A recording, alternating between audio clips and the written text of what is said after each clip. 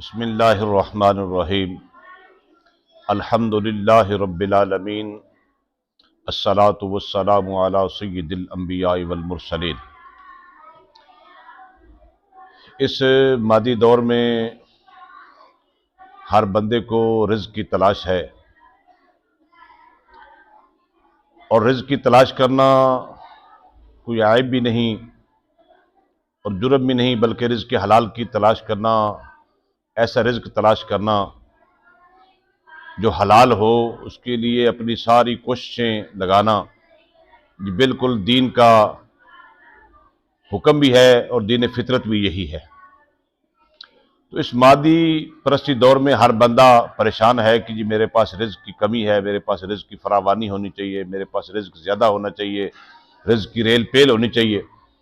تو اللہ رب العزت نے ہمیں جو لاریب اور لائب کتاب دی ہے، اس کے اندر بہت سارے ایسے کلمات طیبات اور بہت سارے ایسے آیات بینات اور بہت ساری ایسی سورہ مبارکہ ہیں جن کے پڑھنے سے بندے کے رزق کے اندر کشادگی آ جاتی ہے، وسعت آ جاتی ہے، فراخی ہو جاتی ہے۔ اور آج جس چیز کو میں آپ کے سامنے رکھنے لگا ہوں وہ ایک ایسی سورہ مبارکہ ہے جس کو ہم سورہ اخلاص کے نام سے بھی جانتے ہیں، سورہ توحید کے نام پہ سے جانتے ہیں، اور ہر بچے کو یہ زبانی یاد ہوتی ہے۔ جو بچہ تھوڑا سا بلوغت کے قریب ہو جاتا ہے اور اس گھر کے اندر اسلامی رجحان ہوتا ہے تو اس گھر میں یہ سورہ مبارکہ جو ہے ہر بچے کو رٹائی جاتی ہے، زبانی حفظ کروائی جاتی ہے۔ تو اس سورہ مبارکہ کو جو پڑھنے کا طریقہ ہے وہ بالکل نہایت ہی آسان ہے، اور میرے آقا کریم صلی اللہ تعالیٰ علیہ وآلہ وسلم کی بارگاہ عالیہ کے اندر ایک صحابی رسول حاضر ہوتے ہیں، عرض کرتے ہیں یا رسول اللہ فداک ابی و امی، یا حبیب اللہ میرے گھر میں رزق کی کمی ہے، میرے پاس رزق نہیں ہے، تو مجھے کوئی ایسا وظیفہ بتائیں، مجھے کوئی ایسی چیز بتائیں، ایسا کوئی الفاظ، ایسی کوئی کلمات بتائیں کہ میں وہ پڑھ کر اپنے رزق کے اندر جو ہے وہ میرے پاس فراخی ہو جائے، رزق میرے اندر میرے گھر میں وسعت ہو جائے۔ تو میرے آقا کریم صلی اللہ علیہ وسلم نے فرمایا کہ اچھا ٹھیک ہے، پھر تو ایسا کیا کر کہ تو سورہ اخلاص کو کثرت کے ساتھ پڑھا کر۔ تو صحابی رسول نے عرض کیا رسول اللہ صلی اللہ علیہ وسلم ٹھیک ہے میں پڑھتا ہوں۔ تو پھر اس صحابی نے جب پڑھنا شروع کیا تو پھر وہ صحابی بیان کرتے ہیں کہ میرے پاس اتنا رزق آ گیا، اتنی میرے پاس بکریاں اور اتنے ریوڑ آ گئے کہ مجھ سے سنبھالے نہیں جاتے تھے۔ تو بزرگان دین نے، اولیاء کرام نے اس حدیث طیبہ سے جو اخذ کیا، ایک وظیفہ میں بتایا، وہ وظیفہ میں آپ کو آج بتانے لگا ہوں۔ وہ وظیفہ کیا ہے کہ جب بندہ گھر میں جائے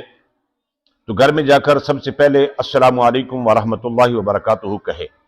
اور اگر گھر کے اندر کوئی موجود نہیں ہے، آپ کے گھر والوں سے افراد میں سے کوئی بندہ موجود نہیں ہے، آپ کی زوجہ موجود نہیں ہے، آپ کے بچے موجود نہیں ہیں، والدہ موجود نہیں، کوئی بھی بندہ موجود نہیں ہے، تو پھر السلام علیکہ ایھا النبی،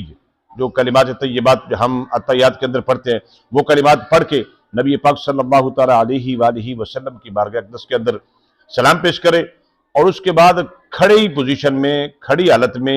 جو ہے وہ 3 مرتبہ درود پاک پڑھے نبی پاک صلی اللہ علیہ وسلم پر، اور پھر 3 مرتبہ سورہ اخلاص شریف پڑھے، اور پھر 3 مرتبہ درود پاک پڑھے۔ تو یہ اس طرح کر کے اس کے بعد اپنی جس جگہ پہ اس نے بیٹھنا ہے، چرپائی کے اوپر بیٹھنا ہے، بیڈ کے اوپر بیٹھنا ہے، جہاں بھی اس کو آسانی ہے وہ گھر میں جہاں بیٹھتا ہے وہ بیٹھ جائے۔ اور یہ معاملہ جو ہے، یہ عمل جو ہے دن میں 2 مرتبہ کرنا ہے، صبح کے وقت کر لے، 1 مرتبہ شام کے وقت کر لے۔ انشاءاللہ العزیز رب کائنات نے چاہا تو اس سورہ مبارکہ کی برکت سے گھر کے اندر رزق کی وسعت ہو جائے گی، رزق کی فراخی ہو جائے گی، اللہ رب العزت رزق سے مالا مال فرما دے گا، اور اس کے پڑھنے سے رب کائنات کے پیارے حبیب کریم صلی اللہ تعالیٰ علیہ وآلہ وسلم نے فرمایا کہ اس کی کثرت کرنے سے اور بھی بہت سارے مسائل جو ہیں وہ حل ہو جاتے ہیں، گھر کے معاملات کے اندر آسانیاں ہو جاتی ہیں، گھر کے اندر محبتیں بڑھ جاتی ہیں، میاں بیوی کے اندر اتفاق ہو جاتا ہے، اللہ رب العزت آنے والی آفات و بلیجات سے محفوظ فرما دیتا ہے، اور سب سے بڑی بات کہ بندے کا عقیدہ توحید راسخ ہوتا ہے، بندے کے دل میں جو ہے وہ اس کی اتنی پختگی آتی ہے کہ میرا رب وہ ہے جس کے علاوہ کوئی ہے ہی کوئی نہیں،